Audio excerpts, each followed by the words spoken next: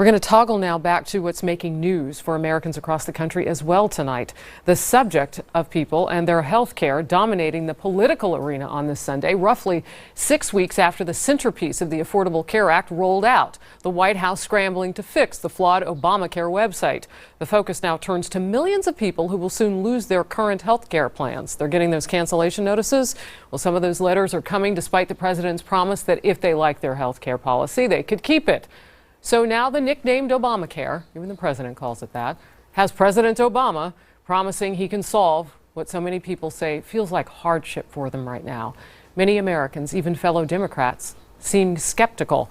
Let's bring in the Fox News political insiders who've been tweeting like there's no tomorrow. I follow them on Twitter. John LeBoutillier, former Republican congressman for New York. I love your theme music, by the way. Pat Caddell, a former pollster for President Jimmy Carter and Fox News contributor. Go back to Pat, he was looking good. And Doug Schoen, there they are, former pollster for President Bill Clinton and a Fox News contributor as well. Gentlemen, good to have you along. A busy Sunday. A brand new Fox News poll asks whether the administration was honest about what the health care law would do. And a whopping 55% of those who responded say, Doug, they feel deceived. What does this mean for the president? Harris, this is huge, huge news. It means that the president of the United States is losing the trust and credibility with the American people. A president to govern has to have the confidence of the governed. This suggests on a key issue, and I would argue somewhat more broadly, the president has lost the trust of the electorate, a huge, huge development. You know, it's interesting to see somebody like a veteran journalist, Bob Woodward, talk about this. He was speaking with Chris Wallace, and he said that the president's health care debacle is not Watergate. But then he said it's going to get worse. Pat, how so? Well, it's going to get worse because there will be further people losing their health insurance. Premiums are going to go up next year. And the employer mandate, which will force people to be kicked off of out of their plans, will happen. But look, the real problem here, and it is parallel to Watergate in one sense, this is the 150th anniversary of government of the people, by the people, and for the people at the Gettysburg Address that the president chose not to commemorate. But you know what? What we now have is not just the lying about this, it is the contempt by political and elite Washington, contempt of the people and contempt for the people, that we know better than you, we're smarter than you, and we have a right to lie to you in order to serve you better, and we know what's good for you. And that is the danger for the entire political class, including the president. You know, John, to get some perspective on this, Republicans have dealt with eroding trust. You know, we heard Democrats shouting and campaigning on the fact that there were no weapons of mass destruction before we went into Iraq. But history is a good teacher. I've heard you say that. So where can the Republicans go with this now? Well, number one, what we have said with you the last couple weeks, they haven't yet done what they should do, which is come up with a unified Republican health care plan that's an alternative to Obamacare, and only talk about that. Don't criticize the president anymore. He's going down of his own weight. This plan is unfixable. We can see that. But they need to be standing there saying, hey, America, we do care about your health care problems. We do care about your insurance problems. And here is a better idea than this one. Well, we've seen some fix-it ideas come up. Yeah. And we've seen them have actually bipartisan support, which is really interesting because in the House this week, we saw a plan come up and 39 Democrats jumped ship to vote for the Republican idea on how to fix this broken promise about people keeping their health care. Right, and this is huge, Harris, in the same way that the first question you asked about trust is.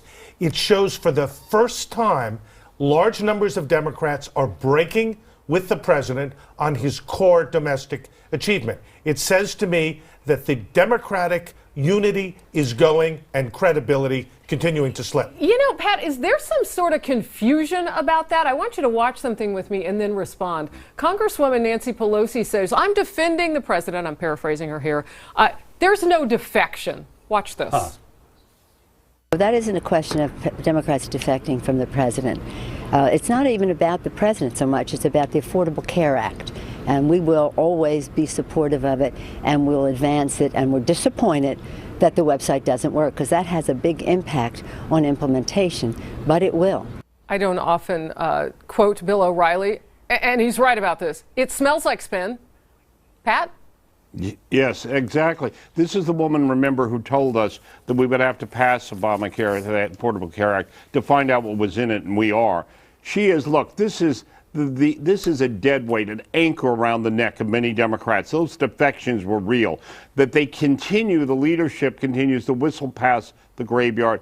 Deborah Wasserman Schultz of the House, who was the chairman of the DNC, saying it will be an advantage for Democrats. Let me tell you what they face, though. The defections would have been about 100 on the Upton bill if it had not been for the fact that the president claimed he was going to do a fix. The Democrats' problem is going to be simply finding cover and claiming, oh, I voted for something and whatever, is not going to be enough in the reality for people if they don't break. And this is where the crisis will come. Every one of the 39 who voted with the Republicans are obviously their House members. They're up for re-election next year in difficult districts in states that You're Romney not saying won. politics played a role, are you, John? Absolutely. Really? Absolutely. Look, it's totally politics on that vote. But the bigger thing is what Doug brought up a minute ago. Once the President of the United States, of their party, their fellow Democrat, loses the trust and the moral authority, the whole thing's going to fall apart, and they're going to be scattering and running away. We saw it last week when Senator Landrieu wouldn't appear with the president at a public event. When that thing starts happening, it's over. And Mary Landrieu out of Louisiana also came up with her own version of a fix-it bill that goes much further along and opens up those plans indefinitely to people who want to keep their health care. And that is a sign, Harris, that what John was speaking of, trust and moral authority, are gone. Now, Harris, it's every man and woman for themselves. You mentioned woman.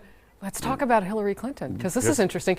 Critics have said no one wins if millions of people lose their health care plans because of Obamacare, but maybe Doug, John, Pat, they're wrong. Maybe there is one person who may see it rich with flavor when the current president fails. Could it be the possible heir apparent candidate? Alrighty, so you guys are really active on Twitter tonight. Johnny Sage just tweeted to the Fox News insiders and Harris, I'm tired of hearing about Obamacare. What about the 70,000 other problems with this government?